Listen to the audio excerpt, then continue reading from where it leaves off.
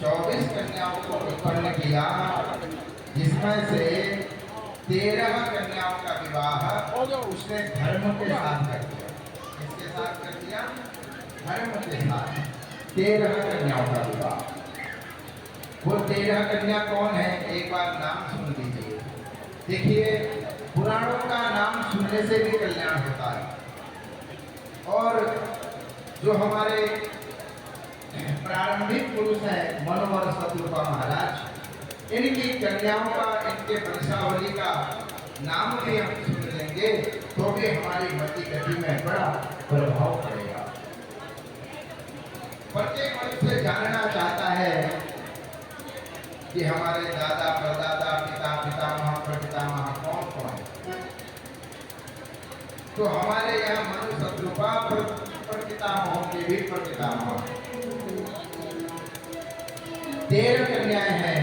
श्रद्धा, लक्ष्मी, धृति, पुष्टि, तुष्टि, मेधा, क्रिया, बुद्धि, लज्जा, वशु, शांति, सिद्धि और कीर्ति। देखो कितने कितने प्यारे प्यारे नाम हैं। ये नाम छांटा करो अपने बच्चों के लिए। श्रद्धा पहली कन्या, लक्ष्मी, धृति, ये वो लक्ष्मी नहीं है विष्णु जी वाली लक्ष्मी, हाँ, धृति, फिर पुष्टि, फिर तुष्टि अमा, फिर मेधा, मेधा माने होता है बुद्धि, फिर होता है क्रिया, फिर है लज्जा, फिर है वसु, फिर है शांति। अमरनाथ भाई अरे बढ़िया है, और ये तो बड़ी है शांति दिखा है, मतलब शांति, सिद्धि और कीर्ति। ये 13 कन्याएं बाबूजी दक्ष प्रजापति ने धर्मा के साथ ब्याह कर दिया। मैं तुम्हारी को वर्णन करूंगा, ध्यान से सुनिएगा। और अब कितनी बची कन्याएं? बिना 13 तो हो गई, तो 11 और बची है। तो 11 कौन है? ख्याति, सती, ध्यान से सुनना, सती, ठीक, संभूति, स्मृति, प्रीति, क्षमा, सन्नति, अनुसूया, ऊर्जा, स्वाहा और स्वधा। तो इनका विवाह भृगु आदि ऋषियों के साथ किया गया। अब यहाँ पर आपने ध्यान देना यह है कि जो ये सती नाम की 13, 14 और 15वीं जो कन्या है दक्ष प्रजापति की, इस सती नाम की कन्या का विवाह भगवान शंकर के साथ कर दिया गया। बोलिए शंकर भगवान की जय। सती का विवाह किसके साथ किया? भगवान शंकर के साथ। यहाँ तक आप समझ। लेकिन अन्य पुराणों में श्रीमद् भागवत महापुराण इत्यादि में 60 कन्याओं का वर्णन है राजा दक्ष का। ठीक, उन 60 कन्याओं में से 10 का विवाह धर्म के साथ कर दिया। यहाँ तो 13 का विवाह करा है पद्मकल्प में, लेकिन वाराह कल्प दूसरे कल्प में 10 कन्याओं का विवाह राजा दक्ष ने धर्म के साथ किया। 27 कन्याओं का विवाह राजा दक्ष ने चंद्रमा के साथ कर दिया। फिर उसके बाद दूसरे कल्प में चंद्रमा भी इधर बैठो, रास्ता में हो जाओ। लगता है कि हो गई होगी ऐसा। आगे बहुत जगह। तो 27 कन्याओं का विवाह चंद्रमा के साथ कर दिया। चंद्रमा की पत्नियों के बारे में आप सब जानते हैं। ये जो हमारे नक्षत्र हैं, नक्षत्र 27 नक्षत्र हैं। 27 अश्विनी, भरणी, कृतिका, रोहिणी, मृगशिरा, आर्द्रा, पुनर्वसु, मुख्या, आश्लेषा इत्यादि। ये सब 27 नक्षत्र हैं। यही 27 नक्षत्र राजा दक्ष की कन्याएं हैं और इन्हीं कन्याओं का विवाह राजा दक्ष ने चंद्रमा के साथ कर दिया। तो कभी कभी चंद्रमा के घर में झगड़ा हो जाता, चंद्रमा कभी किसी को अच्छा मानता है, कभी किसी को नहीं मानता। हाँ, तो कभी कभी पत्नियां अपने पिता के पास आ जाती है, तो ऐसा होता है घर घर की बात। हाँ, ढूंढना और बनाना तो संसार का नियम है। हाँ, घर में थोड़ी बहुत मीठी झोंक होनी चाहिए, चंद्रमा और रोहिणी के जैसे। हाँ, एकदम कड़वाहट भी नहीं भूलना चाहिए, और ये थोड़ा मीठा मीठा मीठा नोक नोक होते रहना चाहिए। इससे क्या होता है, दाम्पत्य जीवन में और मधुरता आती है। ये समझदार होने के लिए है। बोले भागवत भगवान जय हो। तो 10 कन्याओं का विवाह दूसरे कर्मों में धर्म के साथ, 27 का चंद्रमा के साथ। अब सुनिए, 13 कन्याओं का विवाह राजा दक्ष ने कश्यप के साथ कर दिया। कश्यप ऋषि के साथ। कश्यप ऋषि की 13 पत्नियां हैं। अब उनका नाम तो स्मरण नहीं है, लेकिन दो पत्नियों का नाम आप सुन लीजिए। कश्यप ऋषि, एक दिति और एक अदिति। दिति दैत्यों की माताएं हैं और अदिति देवताओं की माता है। दिति में द्वैत बुद्धि है और अदिति में द्वैत बुद्धि नहीं है।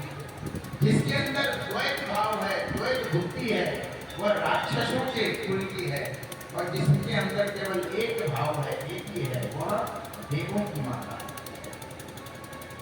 ब्रह्मा जी कहते हैं कि हे नारद, इस समस्त सृष्टि में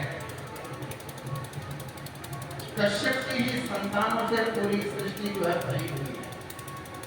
अब उसमें जंतु भी हैं, पशु भी हैं, पक्षी भी हैं, राक्षस भी हैं, मनुष्य भी हैं, देवों की भी सृष्टि है, भूतों की भी सृष्टि है। सब यह कश्यप ऋषि के संतान है। ये जो गोत्र हमारे आपके पड़े हैं, ये ऋषियों के ही नाम से पड़े हैं। जैसे आपका गोत्र गर्ग है, तो गर्ग क्यों है? आप गर्ग हैं इसलिए नहीं, एक गर्ग ऋषि हुए हैं भारतवर्ष में हमारे, जिन्होंने अपनी संतति परंपरा चलाई है।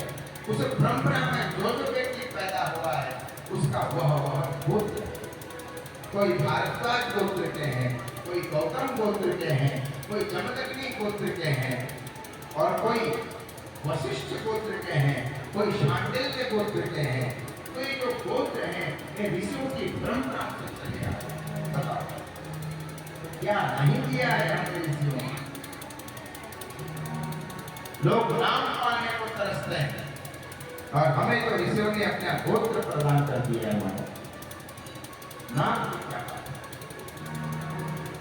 और कई लोग ऐसे होते हैं बेचारे, जिनको गोत्र का नहीं पता होता, अपना हम कौन है, कहां से आए हैं, तो उनके आगे कश्यप गोत्र लगाया जाता है। क्यों?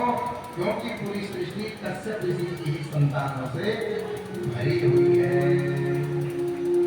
बोलिए भारत के ऋषियों की जय हो। हम भारत के ऋषियों की जय गाते हैं। भारत के ऋषियों की वजह से यह गोत्र परंपरा, वंश परंपरा आज तक चली हुई है।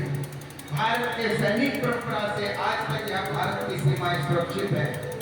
भारत के कृषि परंपरा से, किसानों की परंपरा से आज तक हम लोग कुल का दाना जो है ग्रहण कर रहे हैं। तो ऋषि संस्कृति और कृषि संस्कृति और कर्म की संस्कृति, यह भारत की संस्कृतियां, विशेषकर ऋषि और कृषि संस्कृति ही हमारे लिए। तो उनमें से एक स्वाहा नाम की कन्या, दक्ष प्रजापति, स्वाहा नाम की कन्या का विवाह राजा दक्ष ने अग्नि के साथ कर दिया। किसके साथ? अग्नि के साथ। एक स्वधा नाम की कन्या है। स्वधा नाम की कन्या का विवाह राजा दक्ष ने पितरों के साथ कर दिया। किसके साथ? पितरों के साथ। आपको महाराज स्वाहा और स्वधा ये सुनाई नहीं देता घर घर। कितने लोग हैं जो नवरात्रों में अपने घर पर ब्राह्मण को बुला करके अपने पंडित जी को बुला करके पाठ करवाते हैं? कितने लोग हैं जो ब्राह्मण को बुलाकर अपने घर पर स्वाहा करवाते हैं? कितने लोग हैं आप में से जो श्राद्धों में अपने पितरों को तर्पण देते हैं? तो ये नित्य किया कीजिए, ये नित्य किया कीजिए। स्वाहा और स्वधा वशक्तारिश्च, अबे स्वाहा स्वधा और वशक्तार, ये तीन चीज अब हिंदुओं के घर में सुनाई नहीं देती। धर्म धीरे धीरे तुम्हारा खोता चला जा रहा है, धर्म हम भूलते चले जा रहे हैं।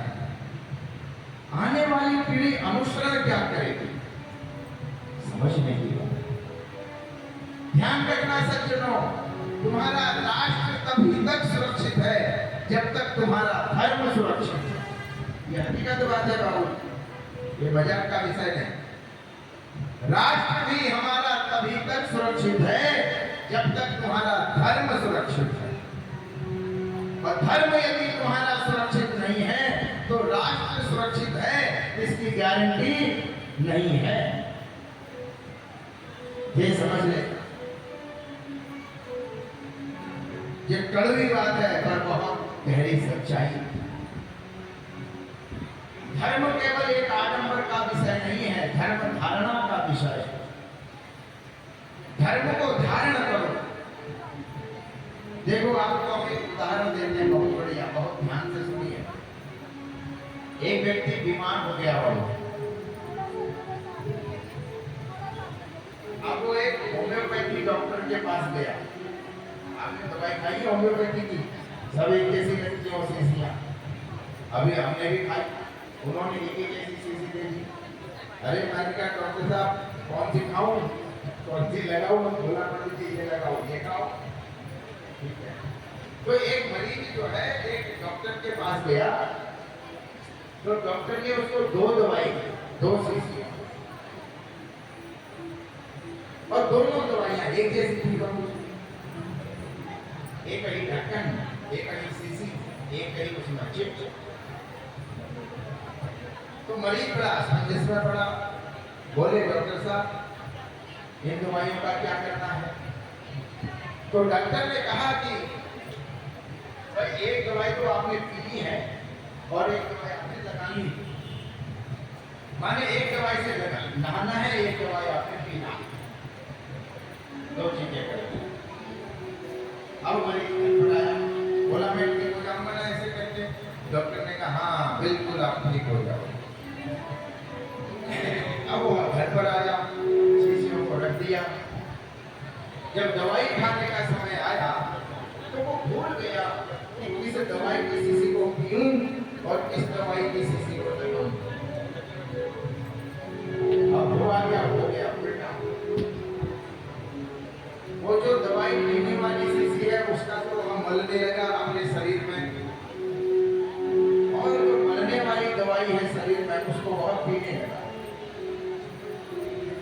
तो जितने दिन की खुराक उस वैद्य ने उस मरीज को दी थी, उतने दिन तक उस मरीज ने नियमबद्ध होकर के उन दवाइयों का सेवन किया, लेकिन उन दवाइयों के सेवन से उसको कुछ विशेष लाभ प्राप्त नहीं होता।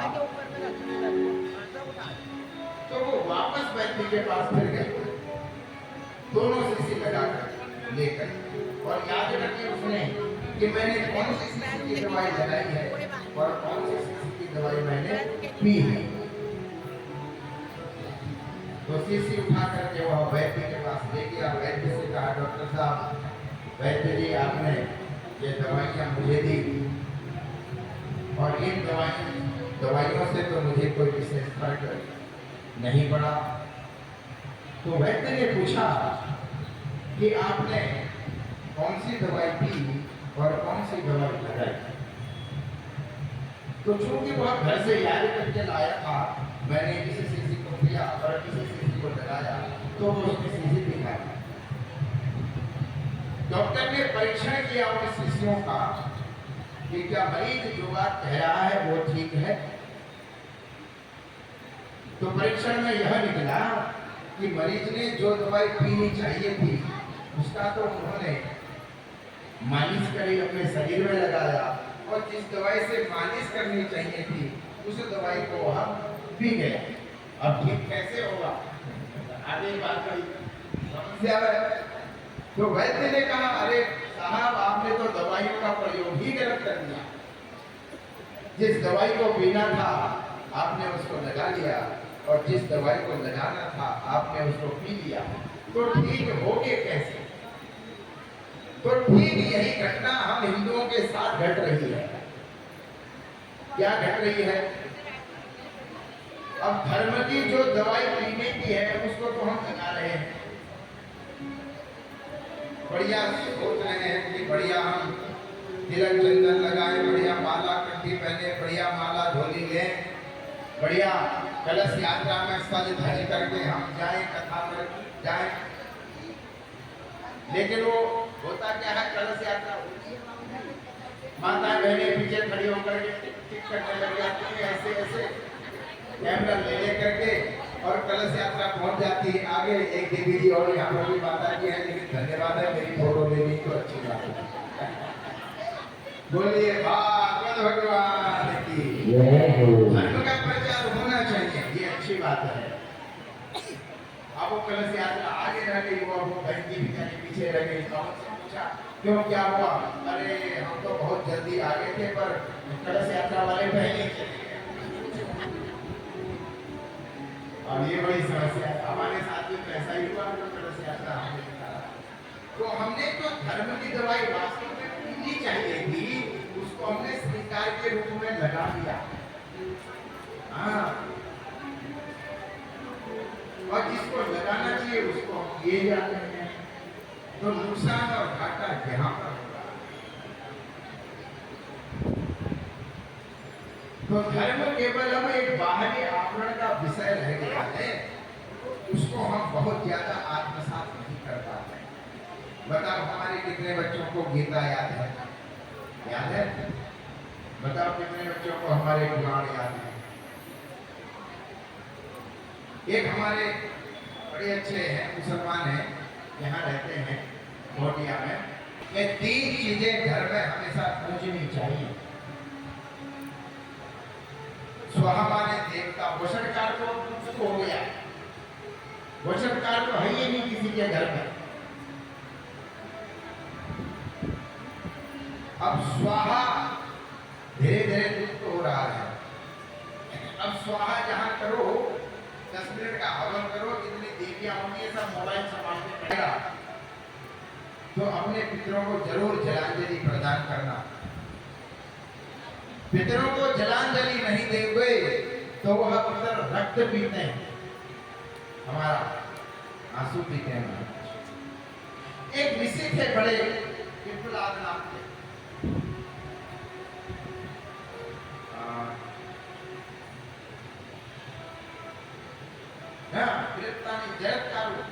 जरत्कारू नाम के ऋषि थे, ठीक है। उन्होंने विवाह नहीं किया, आजीवन ब्रह्मचर्य लेने का उन्होंने संकल्प लिया। तो भजन पूजन करते रहते थे, अपनी तपस्या में जाते रहते थे जरत्कारू। तो ऋषि मुनियों ने समझाया उनको कि जरत्कारू बेटा विवाह कर लो। जरत्कारू ने कहा, नहीं, हम नहीं करेंगे विवाह। तो घूमने निकलने कहीं, तो निकलते निकलते वो कहीं एक पर्वत की तह में पहुंचे। अब वहां उन्होंने देखा कि एक बहुत बड़ा वृक्ष है, बहुत बड़ा वृक्ष है। उस वृक्ष के बहुत बड़ी बड़ी टहनियां हैं। उस एक टहनी में कुछ ऋषि उल्टे लटके हुए हैं। कैसे लटके हैं? उल्टे। 6 ऋषि थे, जिनका नाम था बालखिल्य ऋषि। और उसी विशाल टहनी पर आकर के एक बहुत विशाल गरुड़ एक कछुए को एक पंजे में और हाथी को एक पंजे में लेकर के नोच के उनका मांस खा रहा था। ये महाभारत की कथा है, हम आपको सुना रहे हैं।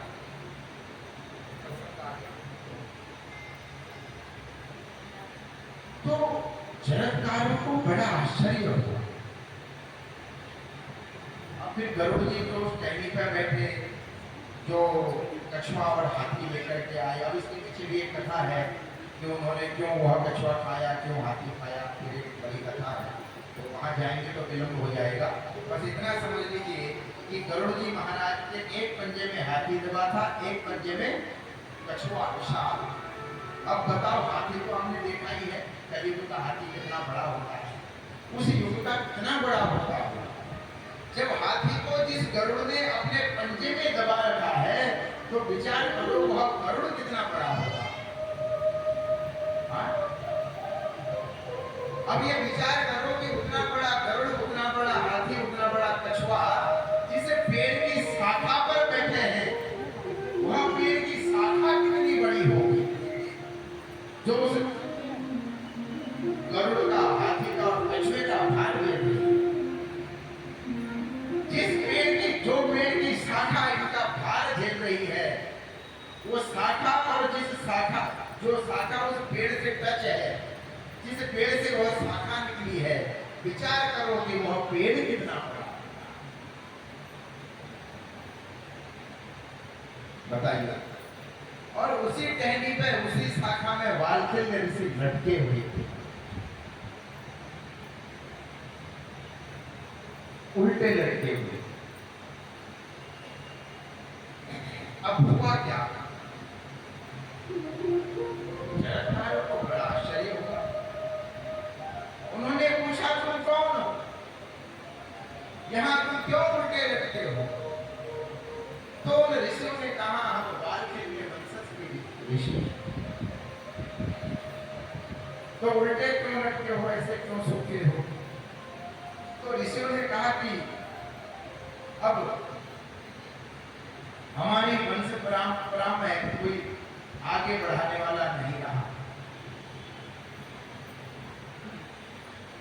अब एक ही बचा है, वो भी अब ब्याह नहीं कर रहा।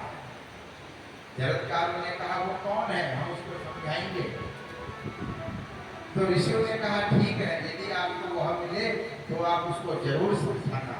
उसका नाम जरत्कारु है, वही हमारे वंश का इकलौता वंशज बचा है। अब वो अब विवाह नहीं कर रहा है, तो अब हमें आगे स्वधा और स्वधा करने वाला कौन रहेगा? कौन हमारा तर्पण करेगा? कौन हमें तिलांजलि देगा? कौन हमें तिल देगा? हम तो अब गर्म आंसू पी करके रह रहे हैं। जरत्कारु बड़ा घबराया, चरणों में गिर गया, क्षमा मांगने लगा, कहने लगा, हे महात्मन, मैं ही वह अभागा जरत्कारु हूँ जिसने तुम्हारे वंश में जन्म लिया। आहा, कैसा तुम्हारा वह उज्जवल वंश, उस ऋषि परंपरा को मैंने धोबिल कर दिया। हाँ, धिक्कार है, मेरे जीवन पर धिक्कार है। जरत्कारु ऐसे अपने आप को धिक्कार नहीं, लेकिन उन्होंने संकल्प ले लिया कि हे ऋषि मुनियों, मैं जरूर अब विवाह करूंगा, लेकिन एक शर्त है। क्या?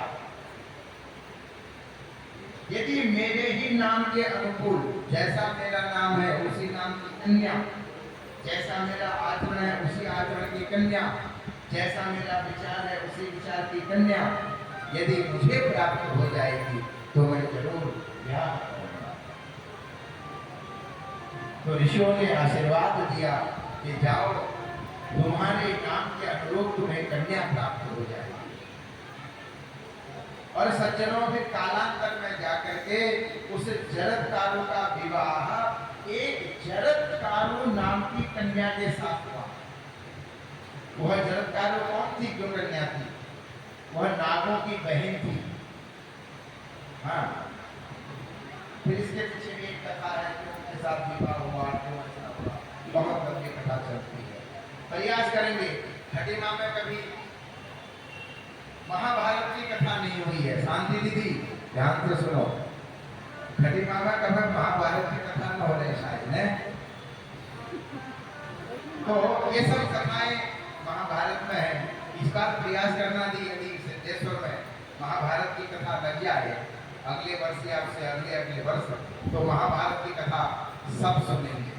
और महाभारत जिस दिन आपने सुन ली, उस दिन आपके भीतर रोमांच हो जाएगा। वीरता भी जागृत होनी जरूरी है। महाभारत की कथा है और उसमें ये सब कथाएं हैं और आप सब लोग तब आमंत्रित रहोगे सिद्धेश्वर धाम में। यदि संकल्प ले लो यहीं से, आयु से लड़ेंगे।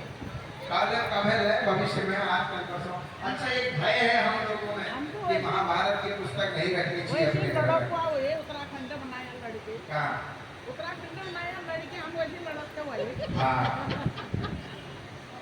तो पर महाभारत रखनी चाहिए सज्जनों। महाभारत और गीता दो ग्रंथ जरूर पढ़ो। उत्तराखंड बनाया हमारे घर में तो रखिए और हम पढ़ते भी हैं।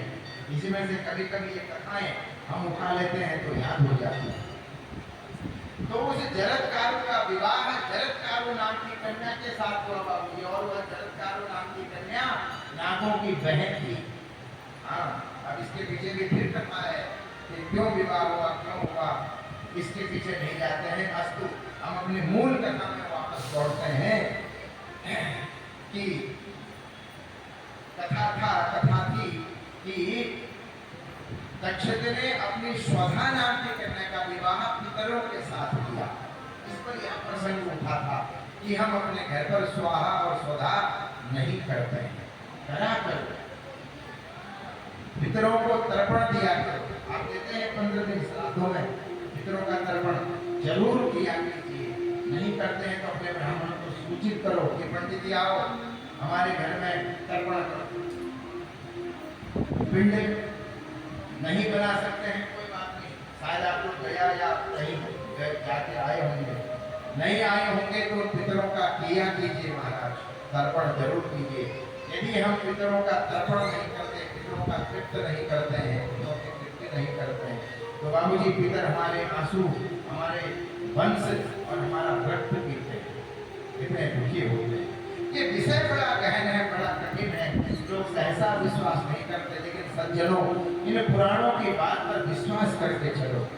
इसका जो परिणाम, जो दूरगामी परिणाम होता है, बहुत अच्छा नहीं होता।